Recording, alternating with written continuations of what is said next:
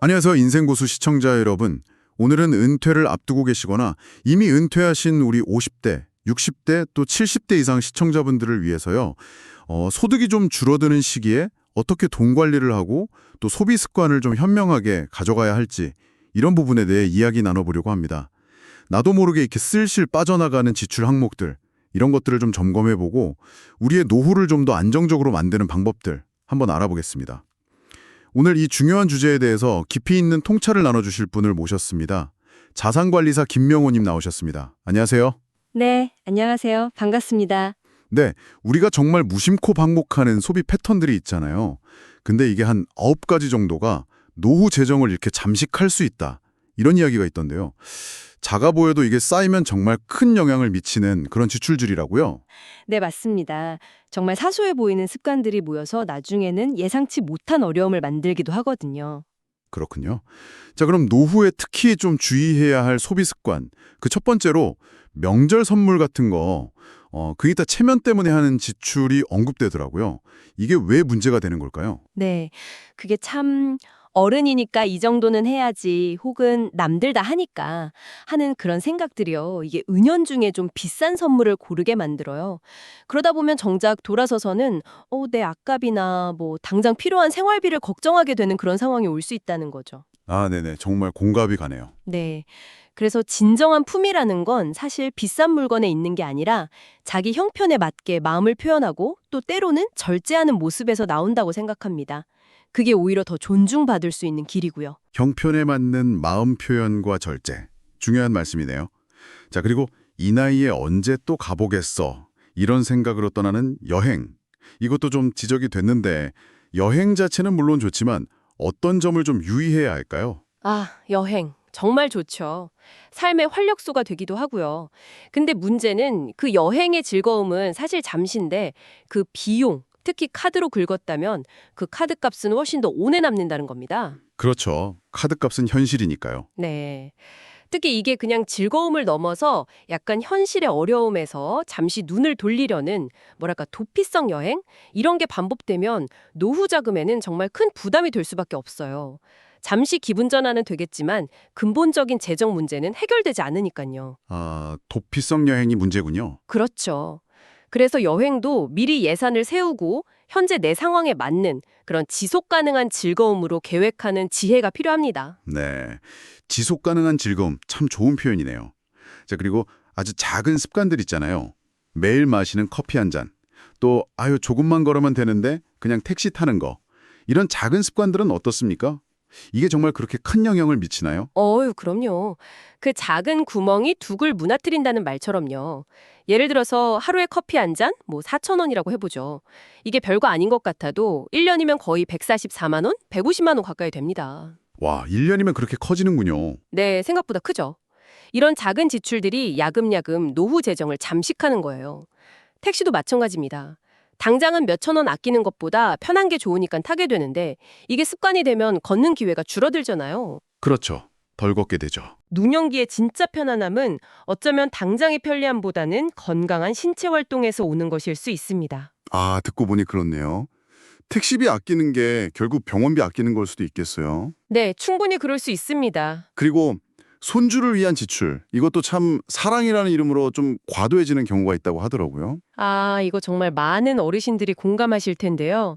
손주 보면 뭐든 다 해주고 싶잖아요. 과자 사주고, 장난감 사주고, 용돈도 넉넉히 주시고, 그러면서 정작 본인은 아끼시는 경우가 정말 많아요. 네, 저희 부모님도 그러신 것 같아요. 그렇죠. 그런데 아이들은 사실 비싼 선물보다 할머니, 할아버지가 같이 놀아주고 이야기 들어주고 함께 보낸 시간을 훨씬 더 오래 그리고 더 소중하게 기억하거든요. 사랑은 돈으로만 표현되는 게 아니라 마음과 시간으로 표현하는 것이 훨씬 더 중요하다고 생각합니다. 네, 시간과 마음 꼭 기억해야겠네요. 그리고 또 남들 따라 하는 거, 이 경조사비 문제도 만만치 않다고요. 아, 경조사비. 이게 참 기준이 애매해서 더 어렵습니다. 남들은 얼마 한다더라 이런 이야기에 쉽게 휘둘리게 되죠. 맞아요. 기준이 없어요, 정말. 네, 하지만 이것도 결국 남들 기준에 맞추기보다는 내 형평과 또 축하하거나 위로하는 내 진심, 그 마음을 따르는 게 중요합니다.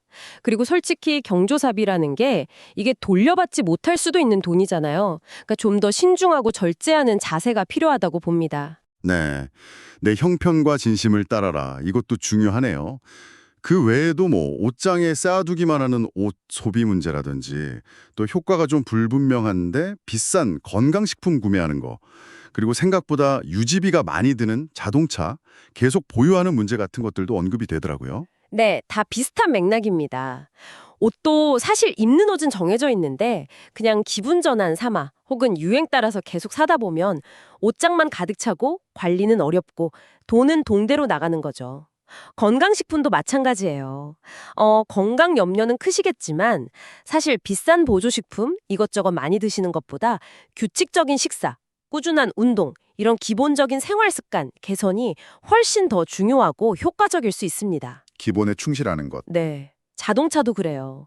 예전에는 필요했을지 몰라도 은퇴 후에는 생활 반경이 줄어들면 사실 대중교통 이용하는 게 더 경제적일 수 있거든요.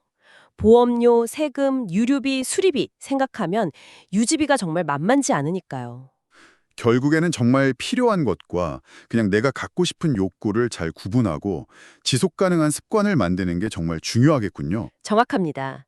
그게 핵심입니다. 그런데 특히 50대 이후에는 이런 재정 실수가 회복하기가 더 어렵다, 더 치명적이다 이렇게 강조하시던데요. 그 이유는 뭘까요? 네, 그게 가장 큰 이유인데요. 50대, 60대가 넘어가면 이전처럼 안정적인 수입을 계속 기대하기가 어렵잖아요. 그러다 보니까 한번 만약에 재정적으로 큰 손실을 보게 되면 그걸 만회할 시간도 또 자금도 절대적으로 부족하게 됩니다. 젊을 때와는 상황이 완전히 다른 거죠. 아, 만회할 시간과 자금이 없다. 네, 그런데 또 하필 이때 퇴직금 같은 목돈이 딱 생기는 경우가 많아요.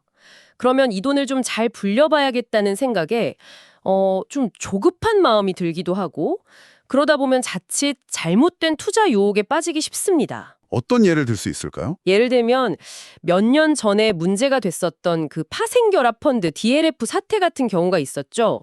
은행 직원이 그냥 안전하다고 수익률 좋다고 권하니까 상품 내용은 잘 알지도 못하면서 덜컥 가입했다가 원금을 막 90% 이상 잃어버린 그런 안타까운 사례들이 꽤 있었습니다.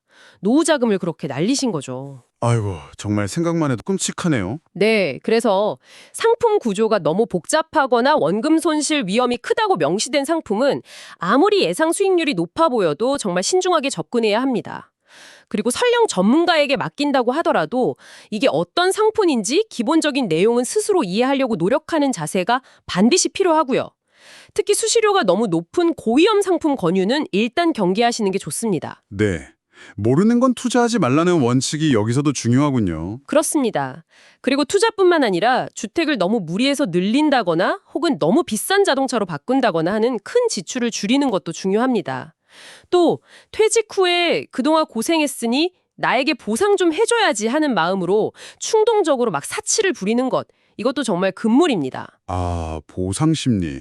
이것도 조심해야겠네요. 네, 충분히 이해는 가지만 그 보상이 노후 불안으로 이어져서는 안 되니까요. 결국 들어보니 은퇴 후에는 버는 것에 맞춰서 쓰는 연습. 그러니까 생활 수준 자체를 수입 규모에 맞게 좀 조절하고 간소화하는 그런 과정이 꼭 필요하다는 말씀이시군요. 네, 바로 그거죠. 그게 가장 중요합니다.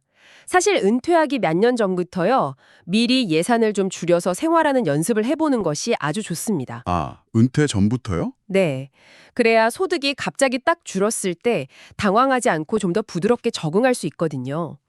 불필요하다고 생각되는 소비는 과감하게 정리하시고요. 그리고 앞서 말씀드린 것처럼 건강관리도 비싼 약이나 보조식품에 의존하기보다는 규칙적인 식사, 꾸준한 운동, 충분한 수면 같은 기본적인 생활 습관을 개선하는 것이 핵심입니다. 진정한 부는 얼마나 많이 소유했느냐가 아니라 현재 내 삶에 얼마나 만족하고 또 얼마나 건강하냐에 달려 있다고 생각합니다. 네, 소유가 아닌 만족과 건강. 오늘 정말 중요한 말씀 많이 해주셨네요. 오늘 자산관리사 김명호님과 함께 은퇴 후 노후 자금 관리와 현명한 소비 습관에 대해서 정말 깊이 있는 이야기를 나눠봤습니다. 들어보니까 핵심은 어떤 체면이나 순간적인 충동에 휘둘리지 않고 지금 나의 현재 상황과 필요에 맞는 그런 합리적인 소비를 하는 것, 그리고 장기적인 관점에서 건강과 재정의 균형을 잘 맞춰 나가는 것, 이게 아닌가 싶습니다. 오늘 저희가 나눈 이야기들 잘 한번 곱씹어 보시면서요. 혹시 나는 노후의 진정한 만족을 위해서 지금 무엇을 기꺼이 좀 덜어낼 수 있을까 하고 스스로에게 한번 질문을 던져보시는 것도 좋지 않을까 싶네요. 오늘 내용이 유익하셨다면 저희 인생고수 채널 구독, 좋아요, 그리고 알림 설정까지 꼭 좀 부탁드리겠습니다. 그리고 주변에 은퇴를 앞두거나 이미 하신 지인분들이 계시다면 이 영상을 널리 공유해 주시면 더욱 감사하겠습니다. 그리고 영상을 보시다가 궁금한 점이 있으시면요. 언제든지 아래 댓글로 남겨주세요. 저희가 꼼꼼히 확인하고 답변 드리도록 노력하겠습니다. 다음 시간에는요. 2025 민생회복 소비 쿠폰 이렇게 신청하세요. 지원금 더 받는 진짜 꿀팁 공개라는 아주 솔깃한 주제로 찾아뵙겠습니다. 이것도 정말 중요한 정보니까요. 다음 시간에도 많은 기대 부탁드립니다. 네, 오늘 시청해 주셔서 정말 감사합니다. 다음 시간에 뵙겠습니다. 네, 감사합니다.